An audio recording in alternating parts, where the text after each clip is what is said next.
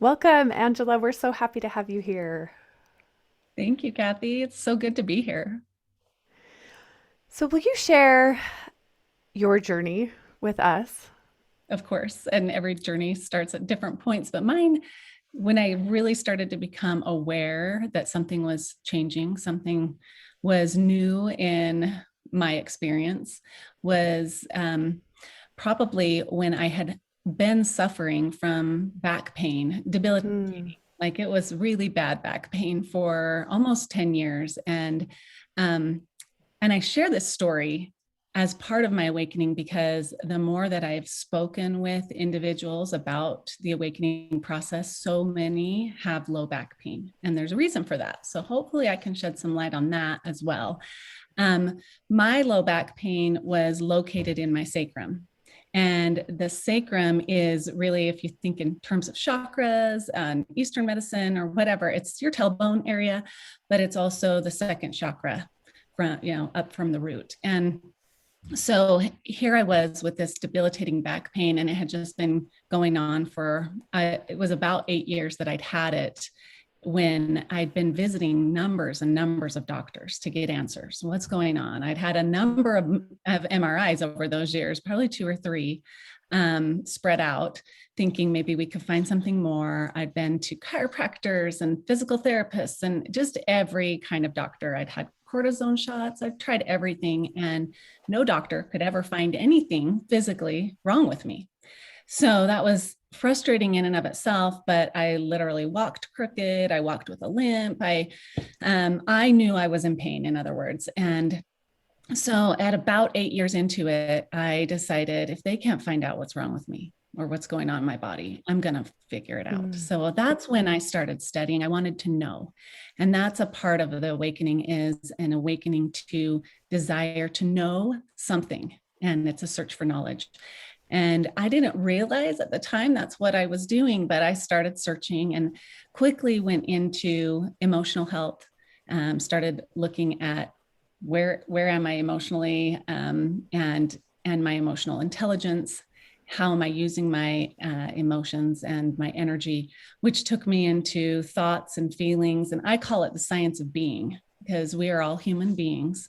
And if we could understand this science that we are what we think, or we, we become what we think about.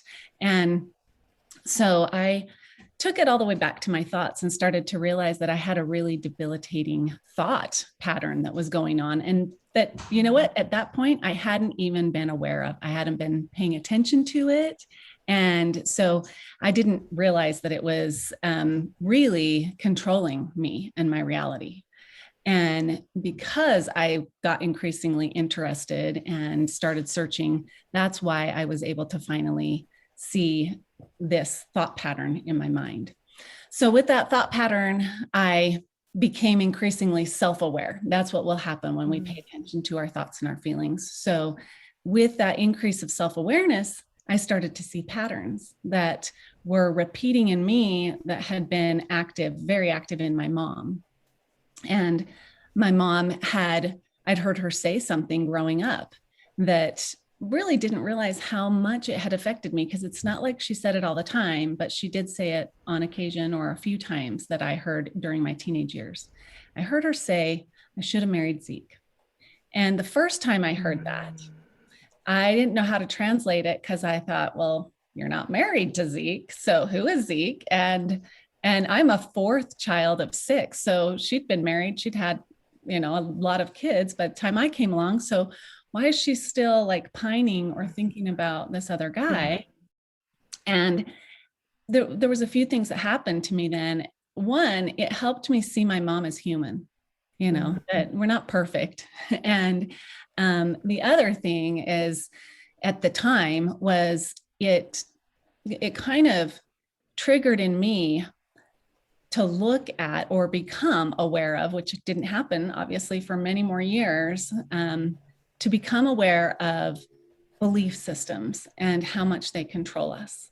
And I was raised Mormon and grew up in the church, and one of those belief systems is you're married for time and all eternity.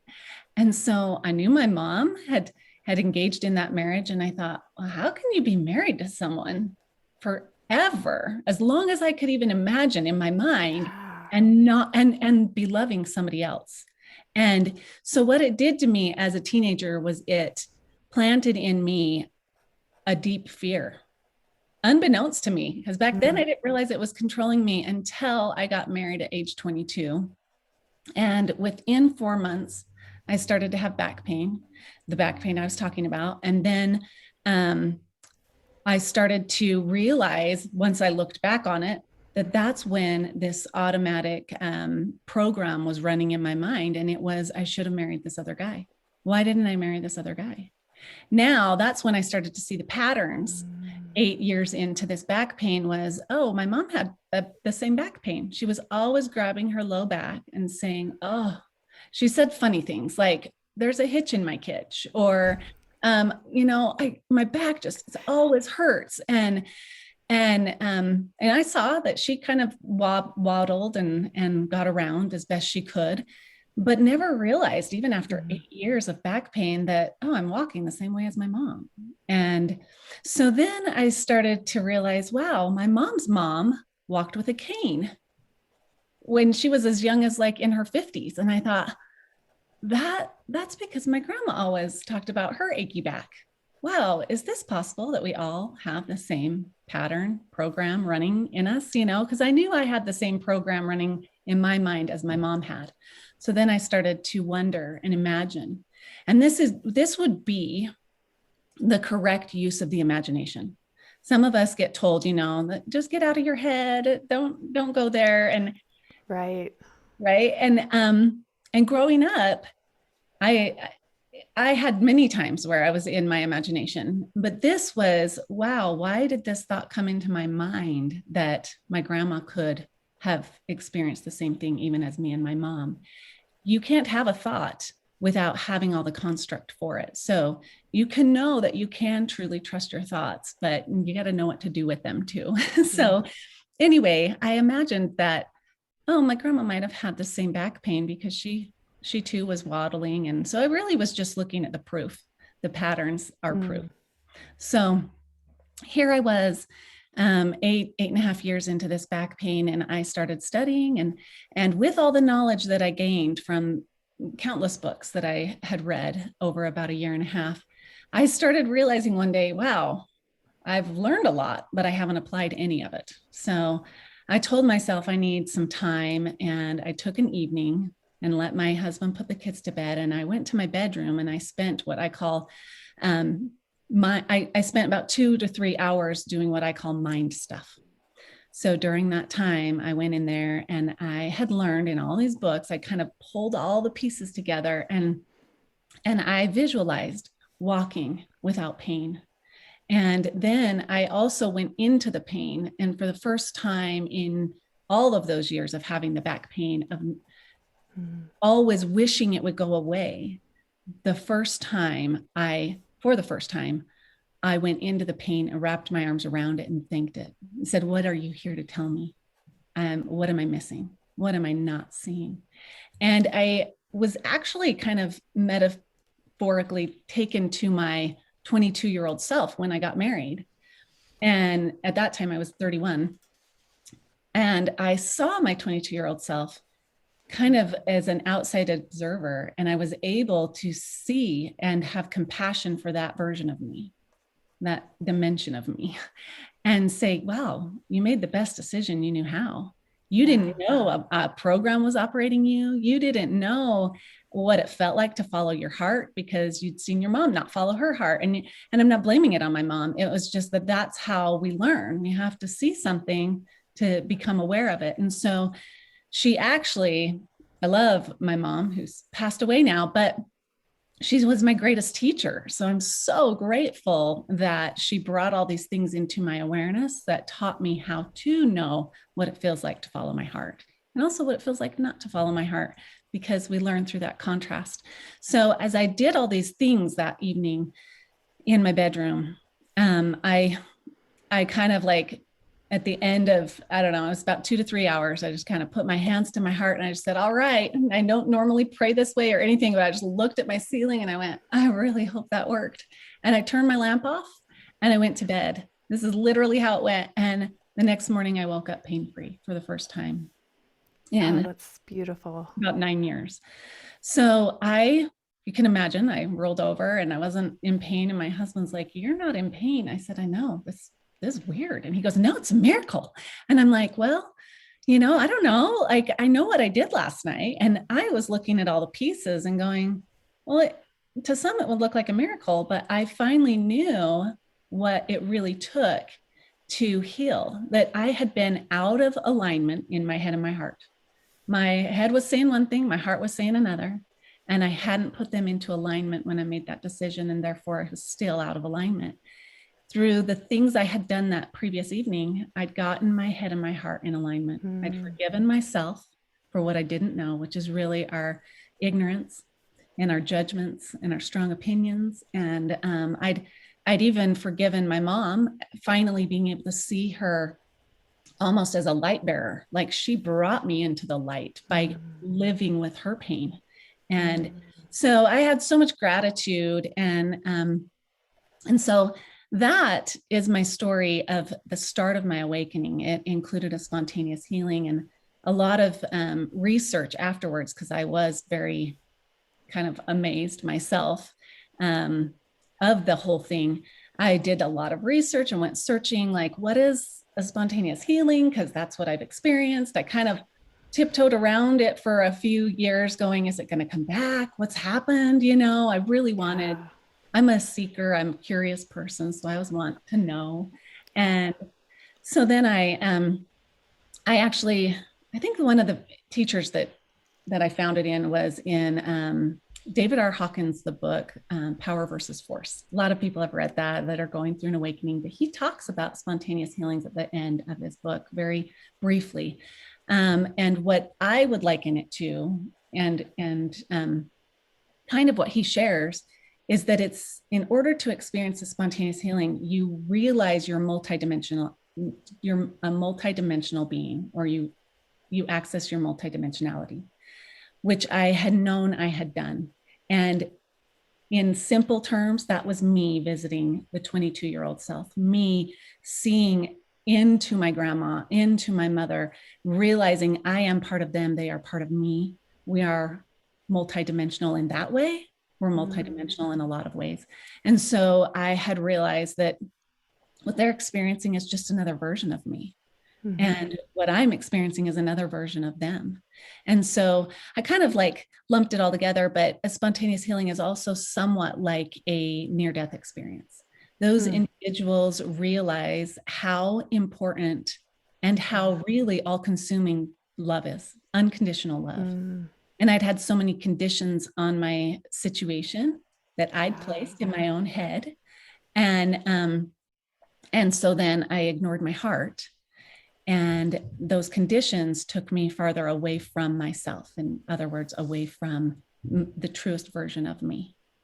And so I've understood through all of that love is what heals. Love, honestly, it creates more cell growth. So if you're thinking in terms of physicality, love causes us to grow and to replenish ourselves cellularly. And negativity, so positivity is love. Negativity would be moving away from that love, and it causes cell decay. So it can cause the breakdown of the body, and we start to hurt. And so really that back pain, when doctors couldn't find what was going on, it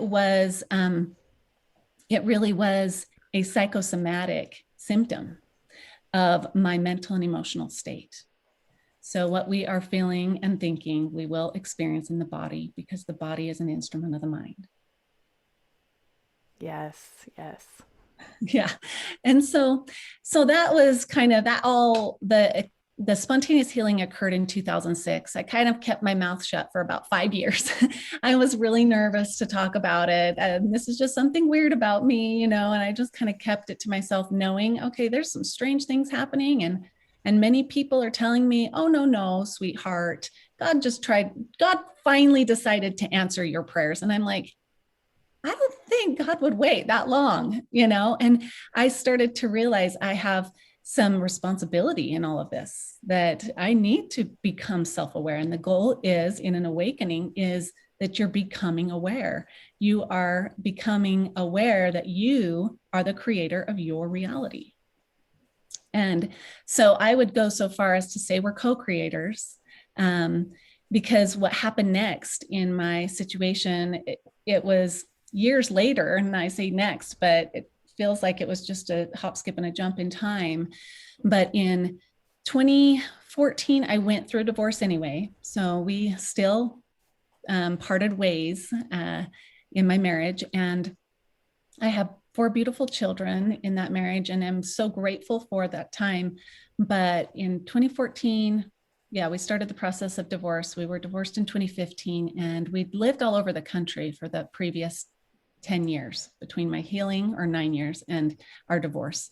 And then I came back to Utah, which is where I grew up, and moved back here with my kids after our divorce. And a couple of years later, right when I moved back, I started my coaching business. And a couple of years later, I walked into a business networking meeting. Mm-hmm. And there was about 80 people in the room, but there was this one gentleman across the room that literally my energy just was pulled towards him. I'd never experienced anything like it.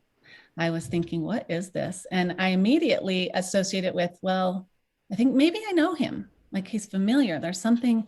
So I just tried to sit there in my head, figuring out, where have I seen him before? Where have we met? And it wasn't coming. And so we met with this group every week for month after month after month. So every week I'd go back in the room and I'd see him and I'd sit there and try and figure out, how do I know him? That went on for about 3 months. And about 3 months into it, he asked me out, and I had thought he was married. Turned out he had thought I was married. Over that time, we found out we weren't. And he asked me out. And on our 3rd date, he was asking why I do coaching and mindset reprogramming and things. And I shared with him my spontaneous healing story that I just shared with you. And at the end of it, he said, that's a strange story. He goes, and I said, why? And he said, well, my dad's name is Zeke. And I said, what? And we sat there just in awe. And I said, there's no way. And so I said, well, what's your last name? And then I realized I didn't know Zeke's last name. So I texted like my aunt, I texted my dad. My dad knew of Zeke because he was the guy that my mom dated right before she met my dad. And so anyway, I found out his last name, same last name. And I went, oh my gosh, you are Zeke's son. What are we doing on? Like, that's why I know you. The vibration of you in me, in my mom, recognized you. So I understood this quantum connection, and I said, whoa, we are quantum entangled. And so that led me on realizing what Spirit had been speaking to me, because about 3 months before I went to that meeting, Spirit had told me, you need to start studying quantum physics now. That might be weird for some, but for me, I am quite a nerd. I love to study. So when I got the thought, you need to learn more about quantum physics, I just started researching it and learning and reading things. And it quickly took me to quantum entanglement. So I started understanding what quantum entanglement was, and it spiked my interest and my awareness to say, could that really happen? And here's something funny that Spirit had told me to do while I was reading all the things about quantum entanglement. It talks in terms of particles, but Spirit had told me, Angie, for you to understand this, you need to replace the word person for particles. So when it would say there's 2 particles, I would think there's 2 people. And these 2 people, no matter what they do in space and time, they're affecting each other. So I was reading it in a way, again, accessing a part of my imagination, that it was this mind stuff telling me, and I say Spirit telling me how to understand it for my use. So then when I met him and he said these things, I was like, oh my goodness, it really is real. Like this can happen. Holy cow.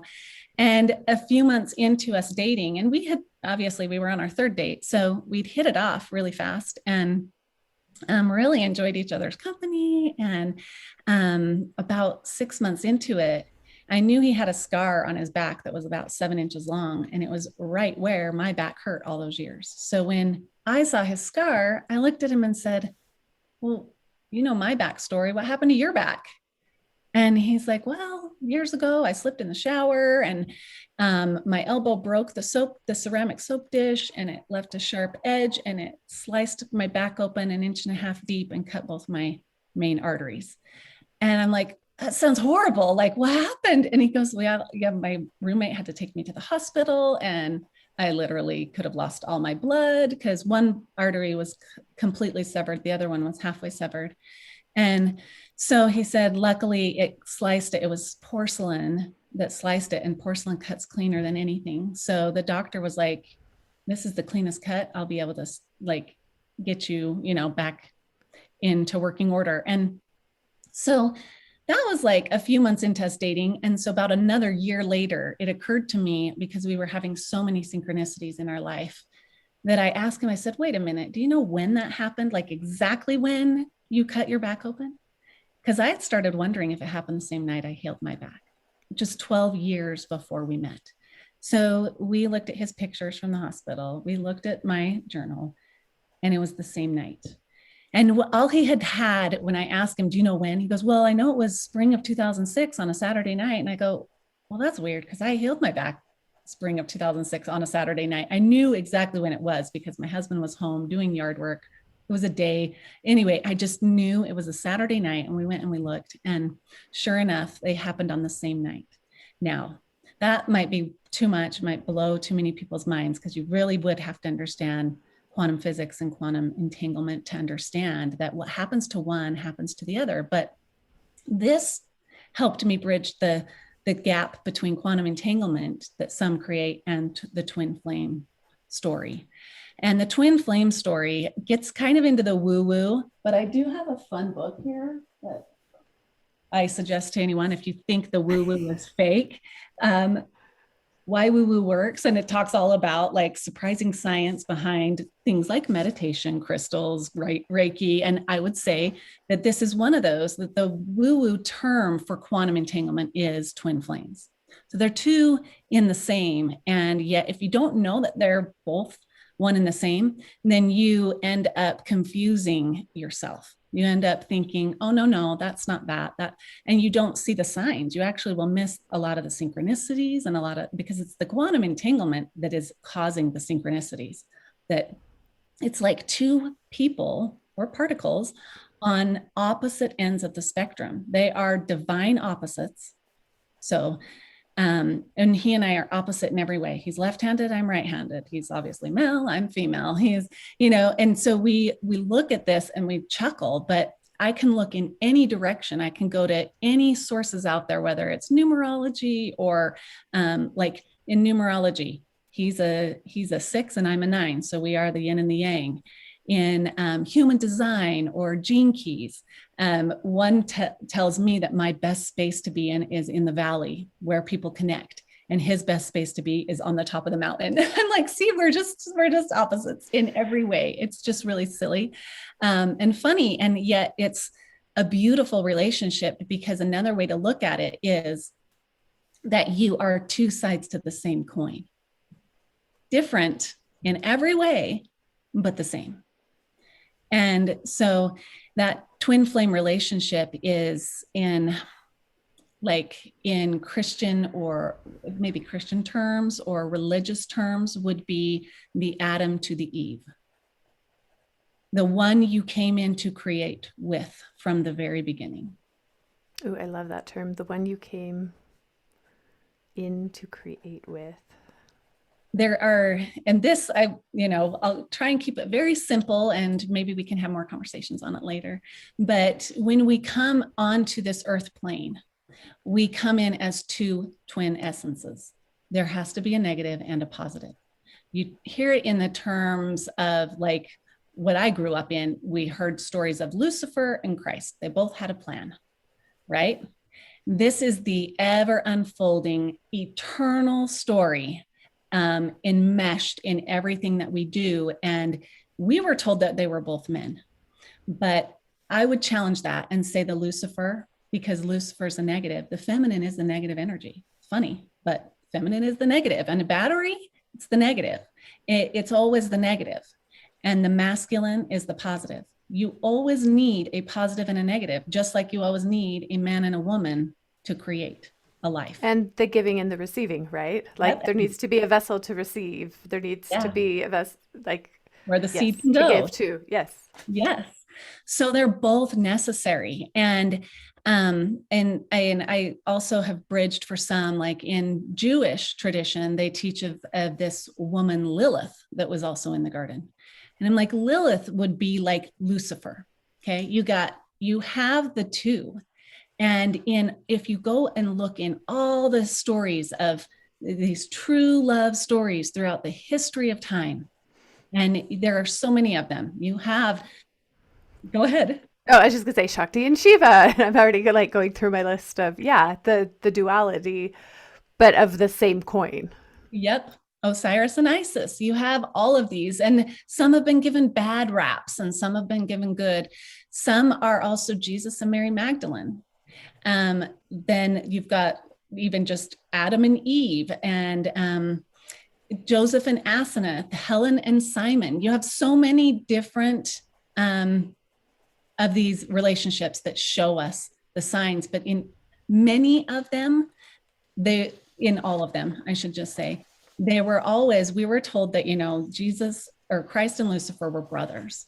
In all these stories, oftentimes they are half siblings, but brother and sister. And this is why, even with Jesus, you hear them say the sister wife, the sister bride. Why? Why would they use those terms? Okay. We'll save some of those deeper things for another time, because I've gone down all of these rabbit holes, and I like to understand and know things. And, but that woman, it really is the story of twin flames, is the story of the Christos and the Sophia. And those two becoming one, who were one in the very beginning. So they're just finding themselves again. They're coming back into union, and it is the alchemical marriage. It is, in some New Testament terms, they call it the higher law. We practice marriage in lifetime after lifetime after lifetime. In all of those, when I say practice marriage, we're practicing to come into a state of unconditional love, so we won't repel the one that we are drawing to us, because that's how quantum entanglement works. Is it can't help but draw that back to itself. So when I met Steve, is my husband's name, we had like little synchronicities that just kept popping up. Like one was 2 years into dating, we were driving down the street, and he all of a sudden points, he goes, "Oh, I used to work in that building." And I go, "When did you work in that building?" Because I worked right across the street. And he said, "Well, it was during this time frame." I said, "That's exactly, like, no more, no less, when I worked across the street." So we literally, and this happened just months before we met each other in this meeting. So the universe was drawing us closer and closer and closer together. And there's so much more. There's often people will have a false flame. It doesn't happen for everyone, but that false flame is calibrating your heart, getting you ready to recognize the type of love you want, the type of love you've always been seeking. And one, it is all about coming into balance in yourself, coming to love yourself first. And when you reach that equilibrium, as within, so without. So as you have become within, you will meet that perfect mirror without as well. And that's that twin flame. I had a false flame. You know him. And I had that false flame for 25 years, bumped into him anywhere and everywhere, every 6 to 18 months. And every time I was like, yep, that's the kind of love I want. But it was also just this knowing it's not him. That's not it. But That's the closest thing to it. That's the closest thing I've ever realized. Mm. And then also, as you come into union, when two quantum entangled people or particles come into union, they actually open a wormhole. Now, this gets really scientific, I love it. Let's but go there. Yes. Go into but the wormhole. right into the wormhole, and it did. It opened up a wormhole for me where within months I started seeing other timelines. I didn't know what was happening because I didn't even believe in other lifetimes before these started happening to me. And I started seeing all these other lifetimes. And I say all these, it was a handful, but enough for me to go, there is something going on here. There's something more to this. And and then I got a download one evening that told me all about the two coming into union and how it opens up all timelines, and you start to see all the timelines because you have to see what you've created. You have to see and become Mm. aware of what you have created that's serving you, and what you've created that you believed and judged wasn't serving you, because truly all of it's serving you. You needed to come to know all things. So I was seeing these other timelines, and that's when my false flame showed up in one of these timelines, and it was the timeline right before the one we're in. And in that, I saw that he and I were married, and that's why we kept running into each other in this timeline.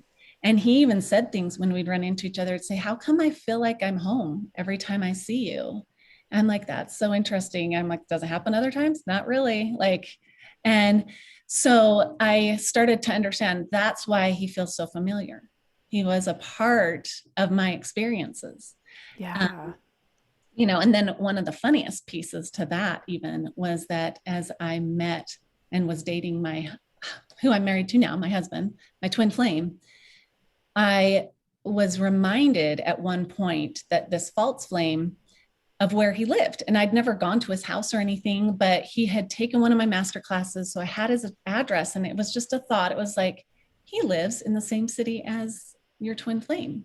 And I went, really? That I'm talking to myself, but going, really? So I pull up in my phone, do I have his address? And sure enough, I did. And when I looked at it, he literally lives around the corner from my twin flame. So every time I was driving to my twin flame's house, I was driving right past his house. And I went, what in heaven's name? So a false will usually, and it's almost like a contract you have with them Mm. is to pull you closer to your twin. It's to help you recognize the vibration of unconditional love when you meet them. So I was literally by him. Every time I went to my twin flame's house, I was driving right by his house and didn't know it until I finally was kind of told by spirit, like, look up his address. Do you have it? And I looked it up and I had it, and I didn't even know I had it. So that But was, also, like, really, sorry to cut you off. yeah, Really just beautiful. Like, I don't know that I love the term false flame because it feels like it's like a like a mask or not a real flame, but it is a real flame that has, like you're saying, like this contract to bring you closer to them. Like, I kind of feel like it's someone that like helps like an usher, right? Like someone that ushers you to that person. yeah, And from a dating standpoint, I think that's a really neat way to shift the way that we think about some of the prior relationships or the people in our lives that show up in these really kind of random ways that doesn't make sense, right? yeah. Well, and we also have pods of soul families. So we Oh, will go yes. through many experiences with a lot of the same people, maybe having them be our child, then us be their child, be lovers, be friends, be siblings. Yep. And we have to have all of these experiences so that we experience the fullness of our creation, truly. So how do you know what it feels like to be the receiver if you are never the receiver, right? How Mm. do you know what it feels like to be the giver? And another way to look at that is, how do you know what it feels like to be the victim? And Mm-hmm. if you don't ever have something done to you, so you have to be all of the parts, all the moving parts. And that's what helped me start to understand when I began contemplating other lifetimes, because we really live multiple lifetimes. And it's one, we are in a holographic universe. So it's really what we're projecting out there, we're experiencing. And yet you need to experience it all. So if you want to bring it down to a 3D or a physical level, yeah, you're going to go through many, many, many incarnations so that you can become all knowing. You can become enlightened and ultra aware. We are the awareness, but we wanted to experience that awareness in physicality. So we wanted to have all of those experiences. So you can't really experience the fullness if you don't try it all out. And that helped me understand that. Well, and I wonder for those that are seeking their soul flame, like what advice would you give them? The advice I would give is it's all about you. You need to go inward, start healing your wounds, start looking at what triggers you, what your preferences are, and realize that you matter, but also any of the judgments that you place or the conditions is another way to say it that you place on anything is keeping a portion of you away from you. So when you can kind of come into your center, that center space is neutrality. And when you reach that center, neutrality draws everything to it because it has no conditions. So you start to draw everything back to you and you're not going to reject it. It doesn't mean have unhealthy boundaries. People ask me that all the time. No, that's why you need to know your preferences. What do I want in my life? What do I not want in my life? But when you decide you don't want it, don't have such judgment, such strong judgment that's wrong. No, that's just another individual having another experience of how they wanted to do things. Because we're all, that's what brings us all back to one, is we are all, a way to think about it is we're all fractals of God having an experience. So when your brother, your sister, your friend does something and you don't like it, what it's really telling you is, well, that's not for me in this experience. That's not what I want to do. But they're doing it. Wow. I wonder how it's going to work out for them. And you just kind of stay in that neutral state is curiosity. Just stay curious. You don't have to have the answers for everything. You don't have to, be right or wrong. They don't have to be right or wrong. It's just everyone's having an experience. That's beautiful. Thank you so much for sharing. Yeah. Is there anything else that you'd like to share before we end? You know what? No, that's kind of my awakening, and that's where it's brought me to. And as you go through your awakening and as you come into balance, I call it equilibrium.